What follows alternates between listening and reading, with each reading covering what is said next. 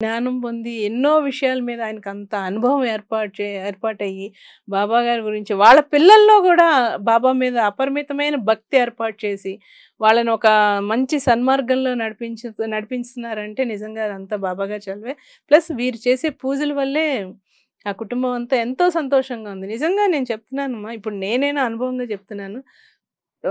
ఖచ్చితంగా మనం 100% ఎంత బిలీవ్‌గా నమ్మకంతో ఉండి మనం పూజ చేసుకుంటామో, మన ఇంట్లో పెద్దగా కష్టాలనేది ఉండవమ్మా. అది అనుభవంగా నేను చెప్తున్నాను కదా! పెద్దగా అమ్మో! ఇంత బాధలా, ఇంత వర్రీయా, ఇంత ఇదా అనేది మటుకు ఆ ఇంట్లో ఏ ఇంట్లోనూ ఉండదు. నేను అనుభవపూర్వకంగా చెప్తాను. పెద్ద కష్టాలంటూ ఏముండవు. ఎవరి పనులు ఆళ్ళే చేసుకుంటాం.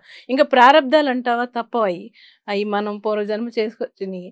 కానీ నిరంతరం ఎంత మనం పూజ చేసుకుంటామో మన ఇంట్లో పెద్ద కష్టాలనేది అయితే ఉండవమ్మా. అది మీరు అనుభవపూర్వకంగా ఎవరైతే ఆ విధంగా చేసుకుంటారో ఆ అనుభవం పొందుతారు. మా నరసింహన్ గారి ఇంట్లో చూశాను.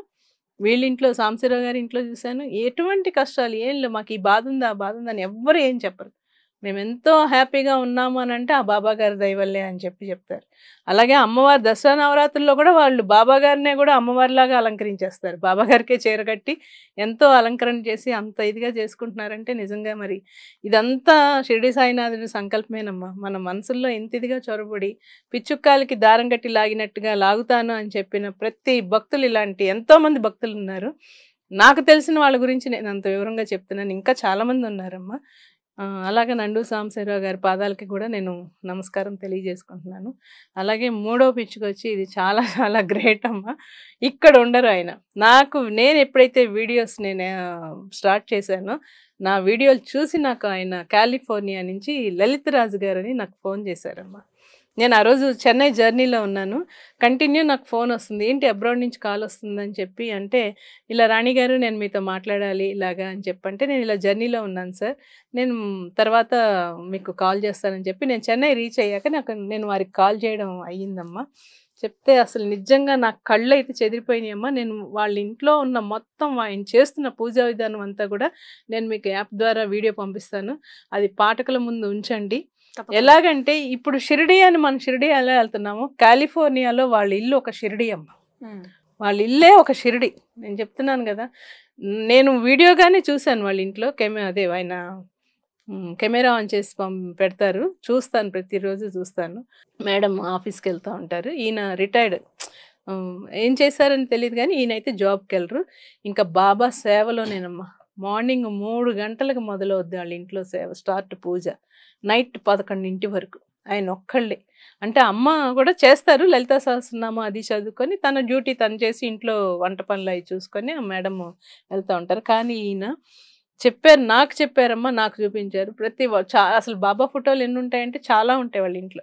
షిరిడి ద్వారకామ అయితే ఎలా ఉండాలో, చావడైతే ఎలా ఉండాలో, మనం ఇప్పుడు వంట చేస్తున్నాం వంటగదిలో బాబాని ఎలా పెట్టాలో, కేవలం అసలు ఆయన కాలిఫోర్నియా ఇల్లే 8 సంవత్సరాలు. ఎప్పుడైతే కాలిఫోర్నియాలో వాళ్ళకి ఇల్లు అక్కడ ఎలాగంటే వేలంపాట ద్వారా వస్తాయంట.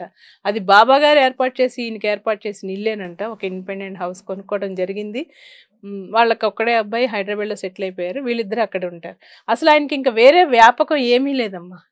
నాతో అయితే ఒక 10 నిమిషాలు ఎంతో ఫ్రీగా మాట్లాడుతూ ఉంటారు. ఎలాగంటే అసలు ఒక షిరిడి కన్నా నేను ఇంకా ఎక్కువ ఆయన చేస్తున్నారు. మరి ఎందుకు ఆయన మనసులో బాబా అంత ఇదిగా చొరబడ్డారో తెలీదు. మొత్తం ప్రతి ఫోటోకి గంధంతో పువ్వులు పెట్టి, ఈబూదితో పువ్వులు పెట్టుకొని, శుభ్రంగా తుడుచుకొని, బాబా గారికి అభిషేకం చేసి, కేవలం బాబా గారికి పూలు పెట్టడానికి ఆయన వాళ్ళ గార్డెన్లో 200 గులాబీ మొక్కలు నాటుకున్నారమ్మా ఆయన. ఫస్ట్ ఆయన నాకు చెప్పడం అయితే, ఆ గులాబీ మొక్కలను నాటక ముందు ఎవరింట్లో ఉన్న గులాబీ పూలు ఉంటాయేమో అని మా అర్ధరాత్రి 12 టైంలో వెళ్ళి ఆయన గులాబీ పూలు తెంచుకొని వచ్చేవాళ్ళం. కానీ ఏ రోజు ప్రతి ఇంటికి అక్కడ సీసీ కెమెరాలు ఉన్నాయి. ఏ రోజు ఏ సీసీ కెమెరాలు పట్టుబడలేదంట ఆయన. ఆయన వల్ల నేను నీకు తెస్తున్నాను బాబా, నీకు తెస్తున్నాను, నాకు తెలీదు, నేను తీసుకొచ్చేయాల్సిందే ఆ పువ్వు అని చెప్పి, ఇదంతా కాదు నేనే ఇంట్లో నాటుకుందాం అని చెప్పి ఆయన అలాగ నాటుకొని అమ్మ ఒక్కోసారి ఎలా అనిపిస్తుంది అంటే, నేనే ఎంతో ఆడంబరంగా పూజ చేశానంటే ఆ మరుసటి రోజు ఆ అలంకారం అంతా తీసి, ఎండిపోయిన పూలన్నీ తీసి మళ్ళీ అవన్నీ సర్ది మళ్ళీ న్యూగా అంటే ఎంతో కొంచెం అలసట అనిపిస్తుంది. కానీ ఆయన ప్రతిరోజు ఒక 200 పూలు, గులాబీ పూలు, దానికి సపరేట్ ఫ్రిడ్జ్ పెట్టుకొని మళ్ళీ ఆ ఫ్రెష్ అన్నీ తీసి అవి సర్ది మళ్ళీ బాబా గారికి ప్రసాదాలు ఆయనే వండుకొని నైవేద్యాలు అదే ఏదైనా ప్రసాదం అన్నా నైవేద్యం అన్నా ఆయనే వండి ఆయనే బాబా గారికి నివేదించి బట్టలు మార్చి ఇన్ని చేస్తున్నారు అని అంటే అక్కడ బాబా లేకుండా ఉంటారమ్మా. అలాగే ఒక మసీదు ఫోటో కూడా ఉంటుంది, అలాగే యేసుప్రభు గారి ఫోటో ఉంటుంది. అన్ని దేవుళ్ళు ఒకటే అనే ఉద్దేశంతో ఆయన అక్కడ ఎంత సేవ చేసుకుంటున్నారంటే ఇంకా బయట ప్రపంచం బయట వ్యాప్తంగా ఇండియాకి వెళ్ళాలి అక్కడికి వెళ్ళాలి అనేది లేదమ్మా ఆయనకి. అసలు ఆ లలితరాజు గారితో ఎప్పుడైనా నేను వీడియో మాట్లాడిచ్చింది కూడా నేను ఇవాళ వాయిస్ మెసేజ్ పెట్టమని చెప్పాను, మీకు ఫార్వర్డ్ చేస్తాను. అసలు ఎలాగంటే ఒకవేళ తెనాలి గుంటూరు విజయవాడ అయితే నేను వెళ్ళి అక్కడే ఉండేదాన్నేమో, ఆ సేవ చూసుకునేదాన్నేమో. కాలిఫోర్నియా కదా మరి బాబా గారు నన్ను ఒకసారి ఎప్పుడన్నా పిలిపిస్తారేమో నాకైతే తెలియదు. అక్కడైతే నేను ఒక వారం అన్నా గడపాలని అనుకుంటున్నాను. ఆయన ఏమన్నారంటే ఆయన చేతితో కనుక బాబా విగ్రహం ఇస్తే ఒక నెలలో సొంత ఇంట్లోకి గృహప్రవేశం కొనుక్కొని చేసుకుంటారంట. ఒకరోజు బాబా గారు స్వయంగా వాళ్ళ ఇంట్లోకి వచ్చి పాదుకులు వదిలేళ్ళారు. ఆ పాదుకులు కూడా ఒక లామినేషన్ గ్లాస్ ఫ్రేమ్ లో కట్టుకొని ఇదంతా ఎక్స్ప్లెయిన్ మొత్తం అంతా వివరణ. ఏ మాత్రం అక్కడ ఏదో ఒక నాటకం ఏదో ప్రజలకు చూపించుకోవడానికి అంత అవసరం లేదమ్మా. ఎవరికి ఆయనకి అంత సేవకుడు అంటే నిజంగా మహానుభావుడు, మామూలుగా కాదు. ఇప్పుడు బాబా గారు మేగుడని నా నిజమైన భక్తుడు అని ఎలా చెప్పారేమో ఆ మేగుడే అక్కడ పుట్టాడా అనిపించిందమ్మా నిజంగా. నిజంగా ఎంత అసలు చూపిస్తుంటే ఆ హారతులు 4 హారతులు 4 టైంలు షిరిడీలో కరెక్ట్గా ఏ టైంకి అయితే మొదలవుద్దో ఇక్కడ వీళ్ళ ఇంట్లో హారతి కూడా అదే టైంకి.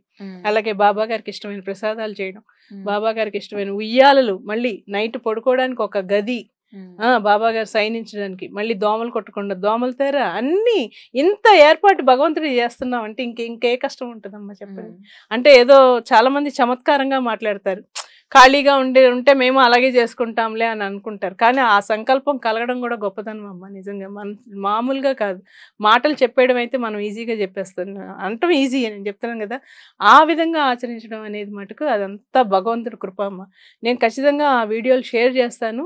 ఇట్లాంటి భక్తుల్ని మనం నిదర్శనంగా చేసుకొని కొంతలో కొంత మారినా కూడా ఎంతో పుణ్యం సంపాదించుకుంటామమ్మా. నేను చెప్తున్నాను కదా, కష్టాలని మట్టుకు ఎవ్వరు అనుకోకండి. కష్టం లేదు, భగవంతుడి ముందు మన కష్టం పటాపంచలు అయిపోద్ది. మన అనుభవాలే మనకి పాఠాలు నేర్పుతూ ఉంటాయి. కాబట్టి మనం ఎప్పుడైతే నిరంతరం భగవంతుడికి ఆరాధన చేసుకుంటామో ప్రతి సమస్య నుంచి మనం బయటపడగలుగుతామమ్మా.